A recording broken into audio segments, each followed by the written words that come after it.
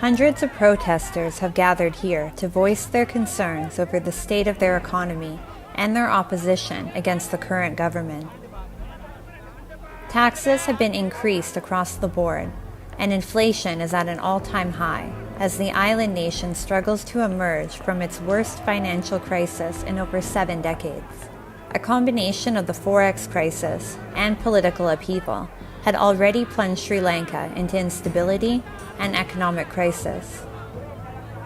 The situation has further snowballed, leaving common Sri Lankans completely helpless. Protesters also accuse the government of suppressing any voices of dissent. Since Ranil Wickremesinghe took office as the President of Sri Lanka, a number of people have been detained, and some even have been charged with serious offences under new draconian measures put in place by Ranil's government to crush the protest against rising cost of living and shortage of basic essentials. Opposition leaders have also joined the demonstrations, calling the ruling government repressive. Today we are on the roads because the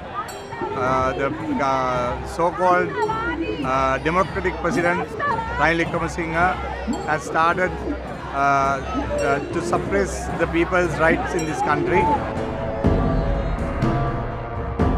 Observers predict that the island nation's protracted protests may further weaken the already frail government. Sri Lanka has been in the throes of deep financial crisis this year, caused by record low foreign exchange reserves. The crisis has pushed a large part of the country's 22 million population towards poverty, with many struggling to pay for even cooking gas and medicine. In July, widespread protests caused former President Gotabaya Rajapaksa to flee the country and resign after protesters stormed his office and residence. Unfortunately, since Rajapaksa's resignation, the political and economic situation has not improved in the country. When Ranil Wickremesinghe was elected president, the opposition and detractors referred to him as a puppet of the influential Rajapaksa brothers and have called for new elections. This is only a first step in a long march in order to promote democratic change. We believe in democratic change. We need an election. We need to give the people a chance to provide the country with a new government, with a new mandate. And we shall achieve this through democratic means. Sri Lanka's future looks increasingly grim, and many fear that the worst is still ahead.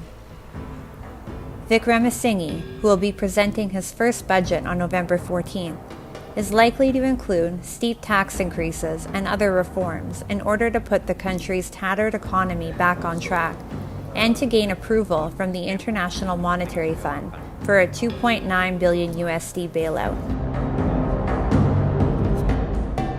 According to experts, Sri Lankans could be facing a new level of desperation and poverty they have yet to see if a 30% increase in corporate and individual income tax occurs, coupled with the already skyrocketing inflation rate that reached 66% in October this year.